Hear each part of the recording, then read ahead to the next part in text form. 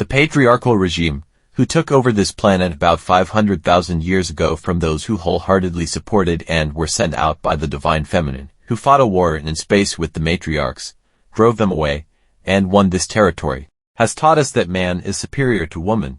You can read about that in most religious altered texts, and the Bible says that Eve seduced Adam, and that she is the cause to the first sin from which we are still affected. What Robert Morningsky has managed to prove is that in the beginning of the universe, there were only females.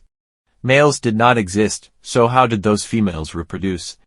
Well, they reproduced by cloning themselves, creating exact copies of themselves to the smallest cell. They didn't need any males. Males were not even thought of at that time. To make a long story short, over time the universe became populated by feminine star beings only. However, in the universe there were also viruses, and some of these viruses were quite powerful and resistant. Due to that all females were copies of each other, these viruses found ways to overpower the female body. Once they'd learned how to do this, and female bodies stopped functioning and died, all beings in the universe were threatened. This is when the idea of a male species came up. The idea was that if the females reproduced sexually with a male, the offspring would look different and have a different setup of DNA. The offspring were no longer clones of the mother. So each individual now was different from every other individual, and life survived in the universe, because the viruses could not manifest successfully in all beings. So far, so good, but perhaps the reader is asking him or herself, how was the male created? Out of the woman's rib, after all. Everything in the Bible seems reversed. No, as a matter of fact, it was done by adding a chromosome. The greater creator God's founders, or perhaps it was even the builders, created the Y chromosome, and thus the male species was created.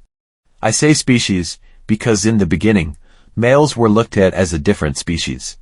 But here is the kicker, even today amongst the human species, the male is always an altered female. If not an enormous amount of testosterone is added to the birth process, the fetus will turn out to be a female 100% of the time. And the female egg, interestingly enough, is 4,000 times bigger than the male sperm.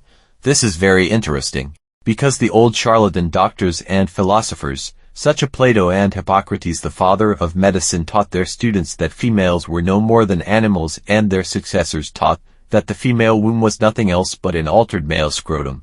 And if the woman didn't have enough sex, the womb started wandering inside the body and ended up driving the woman either to hysteria, severe illness, and even death.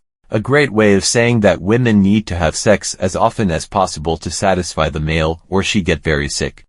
What I am trying to say here, and what is really my point, is that we are all females, and we men are simply altered females.